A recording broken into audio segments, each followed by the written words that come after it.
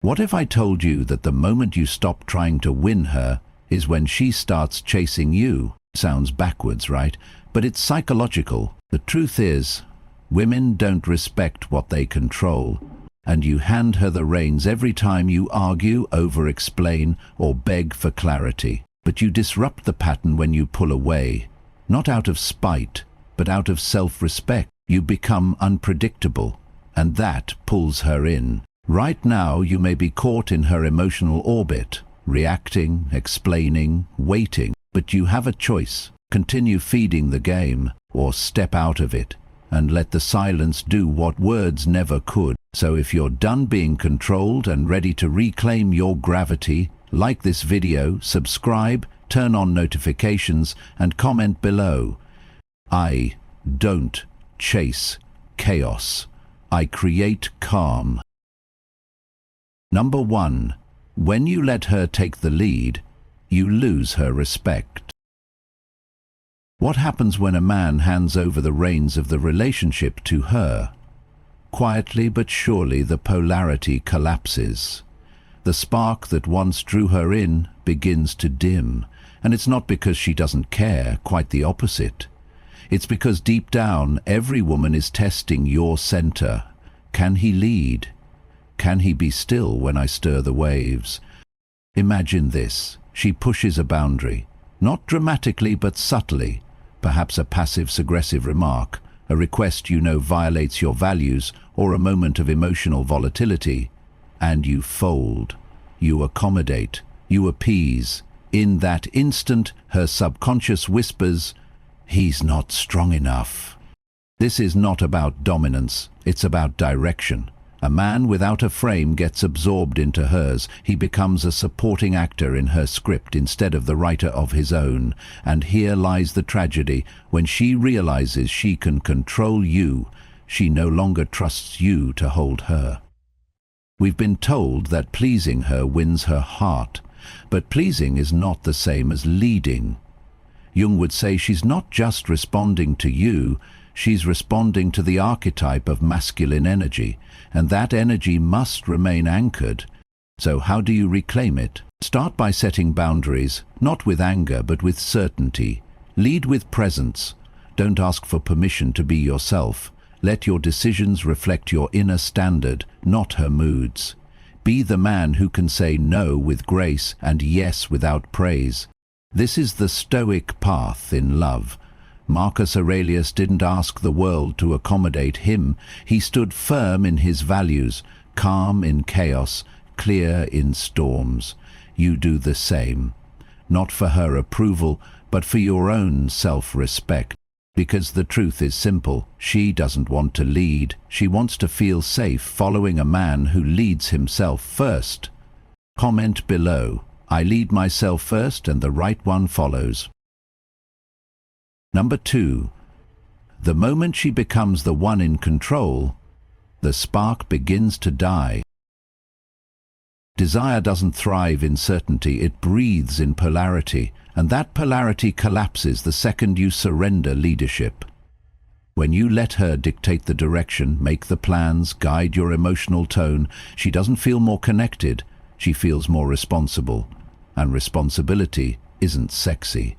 It's heavy.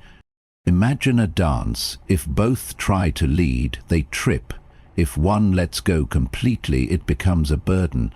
But when you guide with calm intention, she follows with grace. That's the balance nature designed. When a man leads from a place of grounded selfhood, the woman softens into her feminine essence. But when the roles reverse, she hardens, not by choice, but by necessity. The problem isn't that women seek control, it's that men abandon their own. They confuse kindness with compliance. They interpret emotional reactivity as a sign they must do more, explain more, give more. But in doing so, they become less magnetic, less respected, less desired. This is where philosophy meets psychology. Stoicism doesn't ask you to dominate, it teaches you not to be dominated. Epictetus reminds us, freedom is the only worthy goal in life. But how can you be free when your mood depends on hers?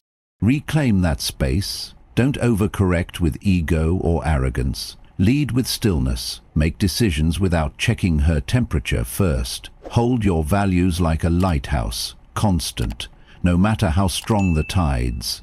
She doesn't need a man who reacts to every wave. She craves the one who stands firm while she dances around him. If you feel her pulling away, pause. Ask yourself, am I still leading, or have I surrendered that role without noticing? Leadership isn't about control, it's about direction. And the moment you stop steering, she subconsciously starts drifting. Be the man who guides, not for validation but because he knows where he's going, with or without her. Comment below, when I lead myself, I free both of us. Number 3. Too much access kills her curiosity and your mystery. The fastest way to kill a woman desires to make yourself predictable, not maliciously, not deliberately, but by being too available, accommodating and emotionally open before it's earned. What begins as sweet attention quickly turns into emotional noise and eventually emotional clutter. Think of desire like a flame. It needs air, space, and the occasional absence of heat to burn brighter. If you're always texting first, always replying instantly, always there when she barely reaches, where's the tension? Where's the space for her to wonder, to miss you? Women don't fall for routine, they fall for rhythm. A rhythm that includes presence and absence, engagement and silence, proximity and pause. And when a man knows how to create this rhythm, not through games, but through self-respect, he becomes unforgettable. Not because he overwhelms her with presence, but because he chooses when to offer it. This doesn't mean ghost her or become emotionally distant. It means you stop offering yourself like an open buffet. You become a crafted experience, intentional, rare, and worth the wait. It's not about withdrawal, it's about selectivity. From the Stoic lens, this is radical self-drawn. Marcus Aurelius wrote, "The more we value things outside our control, the less control we have." You've lost your axis when you hinge your energy on her attention, but when your time, presence and attention are offered with discernment, they gain weight. They become gifts, not expectations. So the next time you're tempted to reply in seconds, to over-explain your feelings, or to check in, pause constantly. Ask yourself, am I giving from fullness or fear? Let her experience your absence. Let her wonder. Let her remember how quiet your presence was, yet how deeply it lingered. Comment below. Scarcity is not manipulation. It's magnetism rooted in self-worth. Number 4. Neediness is the antithesis of attraction. A subtle shift happens when your attention turns into expectation, when affection becomes dependence. It's not always loud. Sometimes it's just a sigh when she doesn't reply, a second text too soon, a joke that seeks reassurance more than laughter. That's when neediness creeps in. And with it, the slow erosion of your power. Attraction doesn't thrive in need. It thrives in wholeness. A woman doesn't want to feel like she's your emotional lifeline. That kind of weight suffocates the very playfulness and polarity that spark desire. The moment she senses that your emotional state depends on her presence or responses, something inside her retreats. Not out of cruelty, but biology, instinctively. Neediness is like smoke to a flame. It chokes the oxygen of desire. It signals that you're not centered, that your sense of value is external, fluid, and waiting for her to shape it. And that's not what inspires devotion. It inspires distance. The Stoics were clear. Emotional sovereignty is strength. Epictetus said, "No man is free who is not master of himself." This doesn't mean you don't feel. It means you don't outsource your stability. Your highs and lows are not dictated by someone else's whim. You are your own axis. So how does a Stoic man navigate connection without collapsing into craving? By prioritizing purpose over proximity, by cultivating a life so full with meaning, growth, and presence, anyone who enters it feels magnetized, not burdened. You don't wait for a message to feel complete. You move forward, and if she joins you, she's not filling a void, she's walking beside a man already full. This doesn't make you distant, it makes you attractive, because true attraction is not about being needed, it's about being chosen, freely, from a place of inner abundance. Comment below, I am already whole, love only adds, never completes. Number 5. Boundaries over emotions, when standards shape respect. There's a moment in every connection when your values are tested not by argument, but by emotion. She's upset, she pushes limits, maybe she's late without notice, maybe she talks your boundaries as too rigid, and in that moment most men crumble, they bend, they rationalize, they say, I don't want to lose her, but here's the truth, every time you sacrifice a boundary to keep someone, you teach them how to lose respect for you. Respect isn't born from agreement, it's born from consistency. When you put emotions above principles, you send a message. Your identity is negotiable, that your line moves when pressure is applied. And though that may feel compassionate in the moment, it plants seeds of doubt about your self-worth, your leadership, your masculinity. The Stoics teach us that emotion must be acknowledged, but not obeyed. Marcus Aurelius wrote, "You have power over your mind, not outside events. Realize this and you will find strength. When your boundary is tested and you remain composed, not cruel, not detached, but firm, you reveal strength that doesn't need to shout." What does this look like in practice? It's saying no without guilt when something violates your peace. It's not explaining your every decision in fear of backlash. It's calmly walking away from disrespect, not to punish her, but to protect your standard. It's standing still while the storm passes and letting her realize, on her own, that your strength is non-negotiable. Women may test boundaries, but not because they want them to fall. They test them to see if you're real.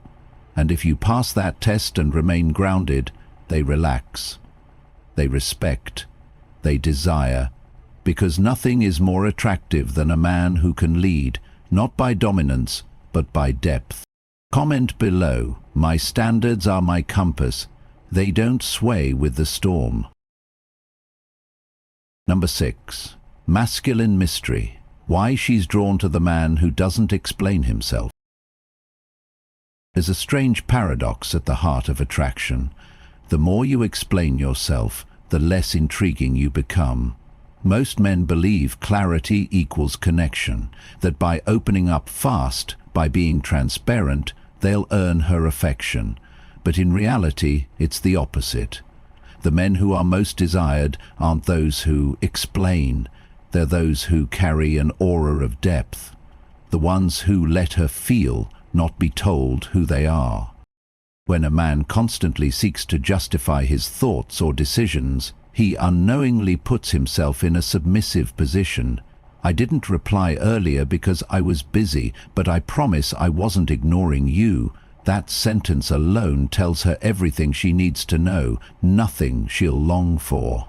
Because desire doesn't grow in explanations, it grows in tension, in wondering, in the unspoken.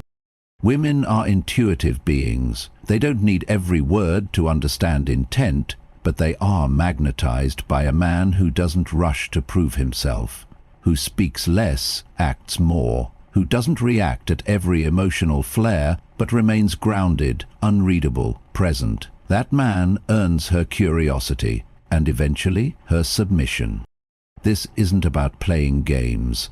It's about self-respect, about choosing your energy over instant validation. It's walking away from the need to be understood and toward the strength of being felt. A slow, still presence that lingers in her mind, not because you allowed, but because you left something unsaid. So when she challenges you, "Why didn't you say something?" smile, look her in the eye and say, "Because not everything needs to be said." And leave it at that. She'll remember that silence more than any paragraph you could have written, and in that silence you become unforgettable. Comment below, "I lead with presence, not explanations." Number 7. Let her feel the consequence. Why walking away restores the balance. Every action has a consequence, and in love the strongest one isn't raised voices or endless conversations, it's absence. Quiet, unannounced, disciplined absence. When she crosses your boundary, takes you for granted, or plays the game of control, the most powerful response isn't debate, it's distance. Most men stay, they argue, explain, plead, they try to make her see their side, but here's the truth. You teach people how to treat you by what you tolerate. If you let her push and pull, test and disrespect, without consequence, she'll never truly respect you. Because no woman truly loves what she can dominate. There comes a moment in every connection when a boundary must be drawn, not loudly, not dramatically, just clearly, and when it's crossed, you don't explain, you leave. You don't slam the door, you disappear behind it.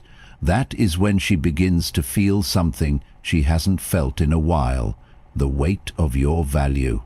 This doesn't mean you abandon compassion, it means you choose peace over chaos. You don't punish her with distance, you protect yourself with it. Your absence is not a weapon, it's a mirror, one that shows her what your presence truly meant. And if she returns, it's not your words she'll remember, it's how quiet you became when she expected noise. It's how still you were when she tried to shake you. That memory lingers longer than any love letter, because it says one thing without being spoken. You cannot play with someone who has nothing to prove. Walking away isn't weakness. It's the ultimate form of control, not over her, but over yourself. And in that self-drawn, you become what she feared and craved most. A man she cannot manipulate, only respect. Comment below, "My silence is my boundary, she will feel it." Number 8. Own the frame. Why leadership is the highest form of masculine love.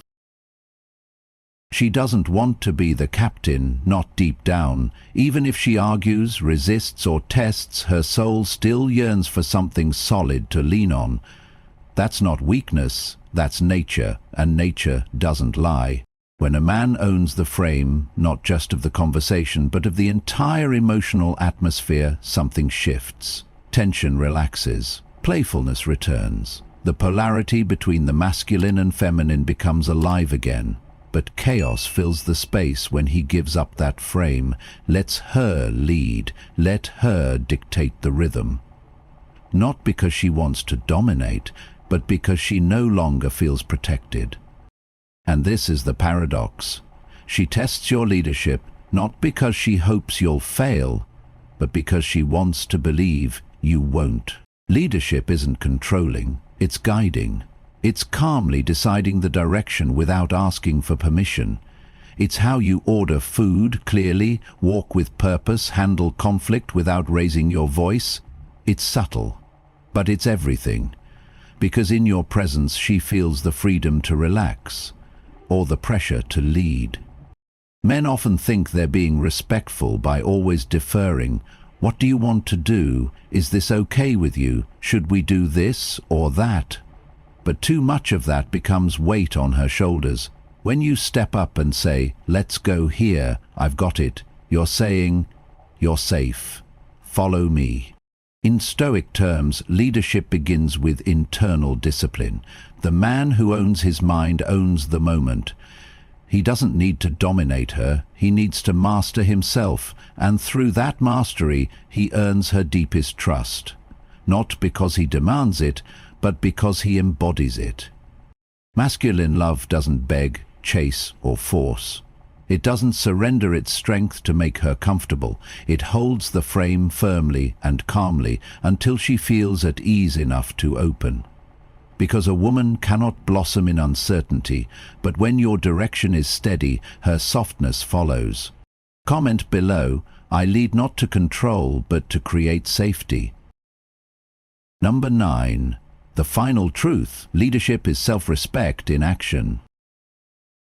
This isn't about getting her back. It's about getting yourself back. Something happens when you stop letting her dictate the rhythm of your emotions. When you stop reacting to every cold text or warm smile. When you stop chasing validation through her shifting moods. You return to center. You begin leading from stillness, not fear. And in that moment, everything changes. Here's the truth few will say.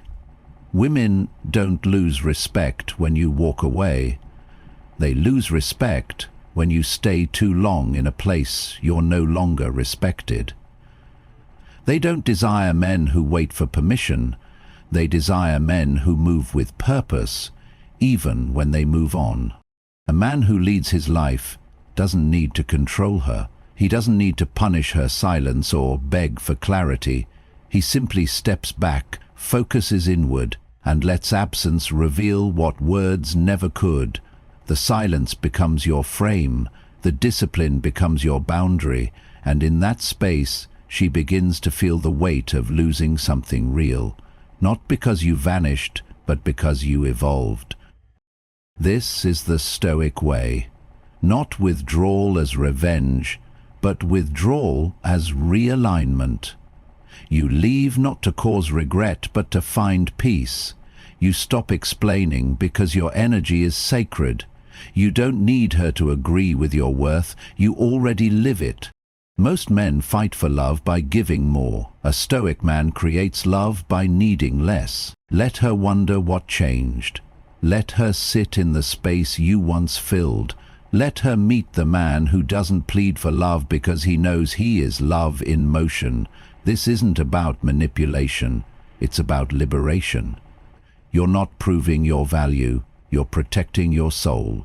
And if she returns, it will be to a man who never left himself. Comment below, I lead myself, that's why others follow. You started this video trapped in her rhythm, always responding, always proving. But now you've remembered, power is in the pause, in pulling back, not to punish, but to reset the balance. She feels the shift when you stop proving your worth and start living it. And suddenly, the woman who once ignored your effort begins to feel your absence. That's the paradox. The more you try to hold on, the more she pulls away. But when you detach with purpose, she feels the space, and in that space, desire returns. If you're ready to lead with stillness instead of submission, like this video, subscribe and comment. My distance creates respect. Stay composed, stay detached. Because true power is never loud, it's felt in your silence.